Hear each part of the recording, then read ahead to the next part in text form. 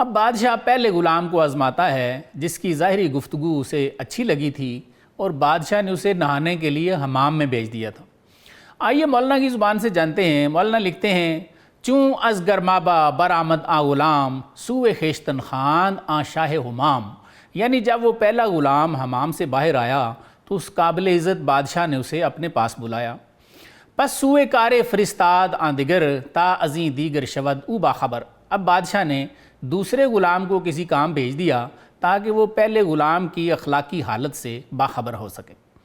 پیش بے نشاندش بصد لطف و کرم بعد ازاں گفت اے چماہ اندر ظلم، بادشاہ نے بڑی مہربانی اور بخشش کے ساتھ اس پہلے غلام کو اپنے سامنے بٹھایا اور اس کے بعد اس سے کہا کہ اے عزیز، تو اندھیرے میں چاند کی طرح ہے، مہروی جاد موئی مشک بو، نیک ہوئی نیک ہوئی نیک ہو۔ بادشاہ نے کہا، اے ماہرو، تیرے گنگریالے بال مشک فشاں ہیں، تو مجھے اندر سے بھی اسی طرح نیک خصلت لگتا ہے۔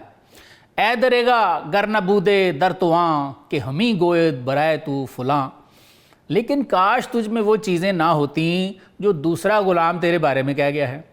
شاد گشتے ہر کے رویت دیدیے دیدنت ملک جہاں از دیدیے، بادشاہ نے کہا اگر وہ برائیاں تیرے کردار میں نہ ہونا تو جو شخص بھی تجھے دیکھے تیری ظاہری اور باطنی خوبیوں کی وجہ سے تیری دید کو دنیا بھر کی بادشاہی کے برابر سمجھے، لیکن افسوس وہ تیری باطنی برائیاں بیان کر گیا ہے کچھ۔ گفت رمز را بگو اے پادشاہ کہ از برائے من بگفت آ دیں تبا، اس پہلے غلام نے کہا کہ حضور مجھے کچھ بتائیں جو وہ بے دین میرے بارے میں کہہ گیا ہے۔ گفت اول وصف دو رویت کرد کہ آشکارا تو دوائی خفیہ درد، بادشاہ نے کہا پہلی بات تو یہ ہے کہ اس نے تجھے دو رخا یعنی منافق کہا ہے اور کہا ہے کہ بظاہر تو دوائی ہے لیکن خفیہ طور پہ تو درد ہے۔ خوب سے یارش را چوں از شاہ گوش کرد در زماں دریائے خشمش جوش کرد، مولانا لکھتے ہیں کہ جب اس غلام نے اپنے دوست کی یہ خباثت بادشاہ کے کانوں سے سنی تو اس کے غصے کا دریا جوش میں آ گیا۔ کف براورد آ غلام سرخ گشت تاکہ موجے حجوے او از حد گزشت، وہ غصے سے منہ میں جھاگ بھر لایا اور سرخ ہو گیا حتیٰ کہ اس کی موجے حجو حد سے گزرنے لگی۔ کہ او از اول دم کہ بامن یار بود ہم چوں سگ در قحط سرگی خار بود، اس نے کہا کہ یہ شروع سے ہی میرا دوست تھا اور قحط میں کتے کی طرح گوبر کھانے والا تھا۔ چوں دمادم کرد حجوش چوں جرس دست بر لبزد شہنشاہش کے بس، جب وہ گھڑیال کی طرح مسلسل دوسرے غلام کی حجو کرنے لگا تو بادشاہ نے اس کے منہ پہ ہاتھ رکھ دیا کہ بس کرو۔ بادشاہ نے کیا کہا، گفت دانستم ترا از وے بداں از تو جاں گاندست و از یارت دہاں، بادشاہ نے کہا کہ اب سن لو میں نے تجھ میں اور تیرے یار میں امتیاز کر لیا ہے، تیری روح گندی ہے اور اس کا صرف منہ گندا ہے۔ پس نشیں اے گندا جاں از دور تو تا امیر او باشد و معمور تو، بادشاہ نے کہا اے گندی روح والے اٹھ یہاں سے اور دور بیٹھ، اب وہ تجھ پر حاکم ہوگا اور تو اس کے ماتحت رہے گا۔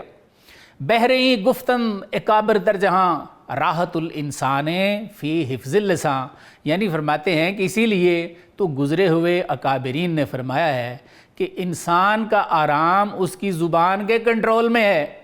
پس بداں کہ صورت خوب و نکو با خصال بد نہ ارزد یکتسو، اس لیے فرماتے ہیں جان لو کہ اگر صورت اچھی بھی ہو لیکن خصلتیں بری ہوں تو فرماتے ہیں ان کی قیمت 4 جو کے برابر بھی نہیں ہے۔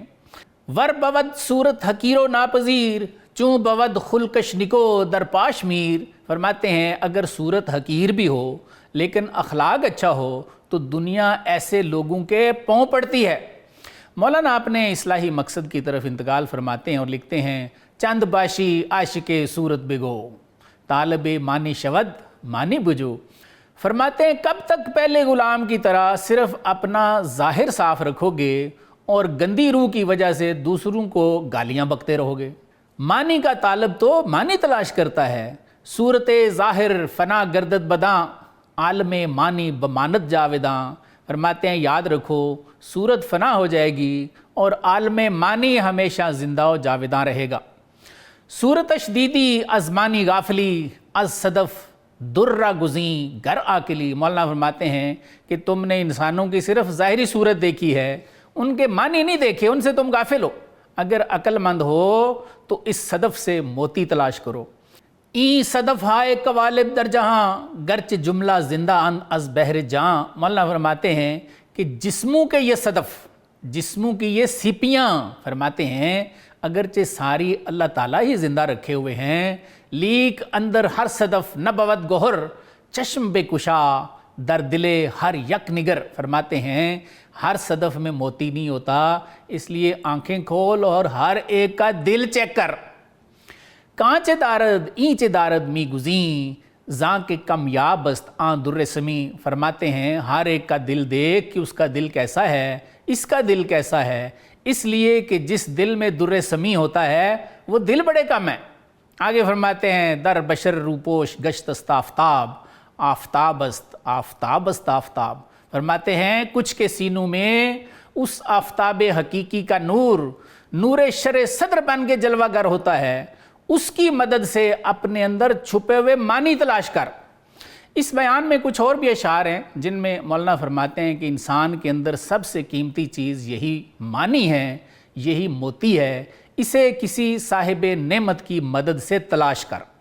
کب تک اس پہلے غلام کی طرح بظاہر صاف ستھرے رہو گے لیکن تمہاری روح گندی ہوگی اور دوسروں کو لعن طعن کرتے رہو گے اور گالیاں بکتے رہو گے۔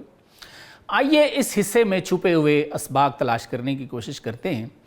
پہلا سبق ہمیں اس وقت ملتا ہے جب بادشاہ دوسرے غلام کی طرح پہلے غلام کی بھی آزمائش کرتا ہے اور اسے کہتا ہے کہ تیرے دوست نے تیری برائیاں کی ہے، لیکن دوسرے غلام کے برعکس جس نے اپنی برائیاں قبول کی تھیں، یہ غلام اسے گالیاں دینا شروع ہو گیا، جس پر بادشاہ نے کہا کہ بس کر، میں جان گیا ہوں اس کا صرف منہ گندا تھا لیکن تیری روح گندی ہے۔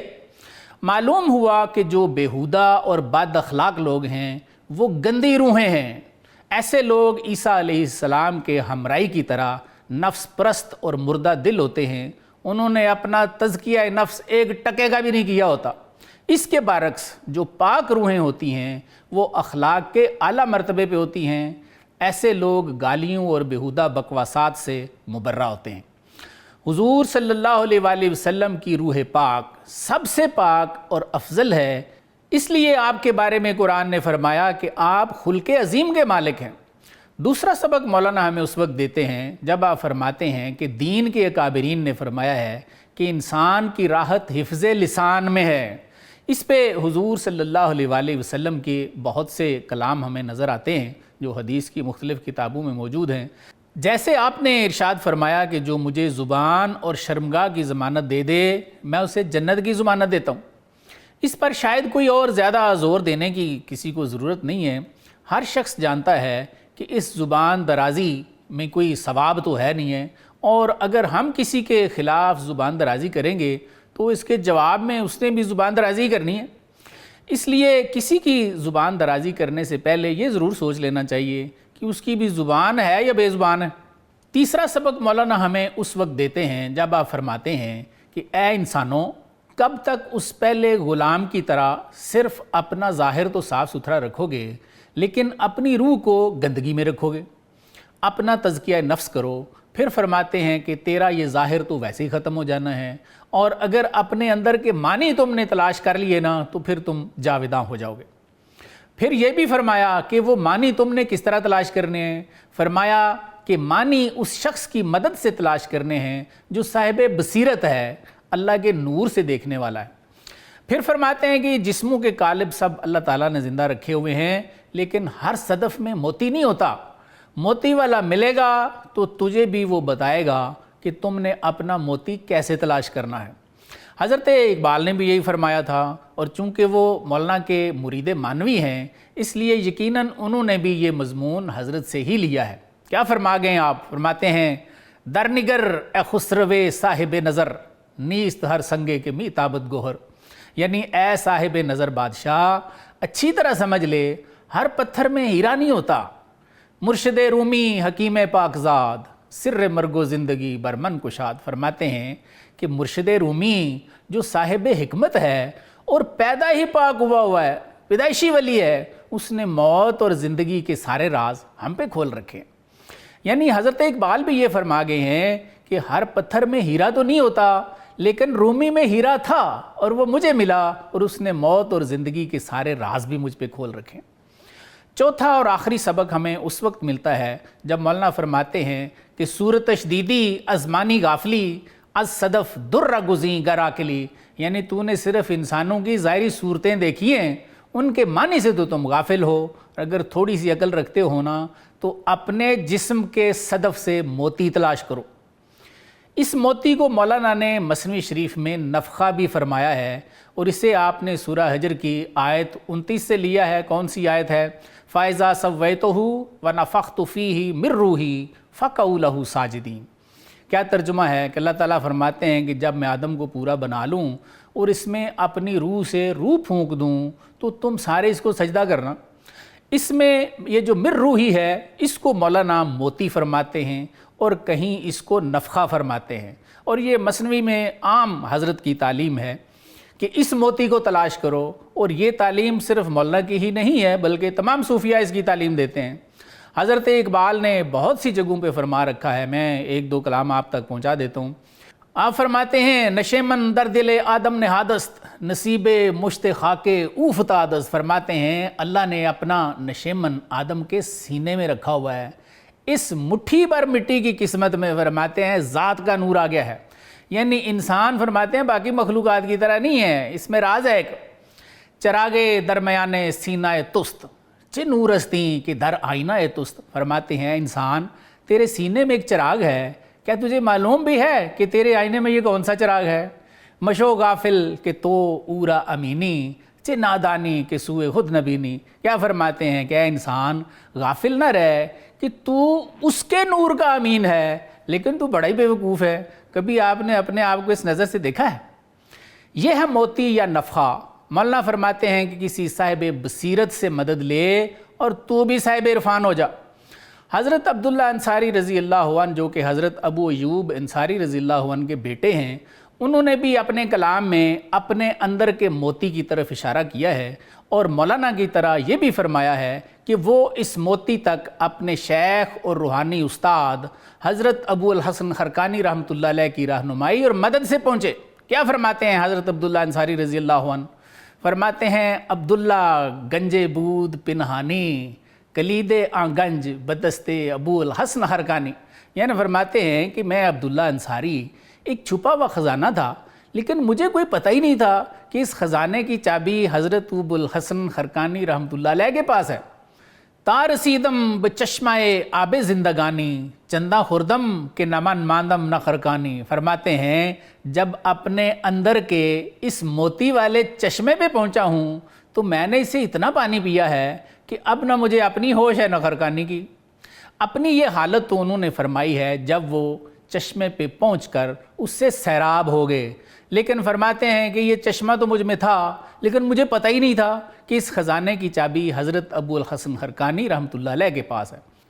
یعنی بقول حضرت عبداللہ انصاری رضی اللہ عنہ ان کو بھی حضرت ابو الحسن خرقانی ملے تو ان کی بات بنی۔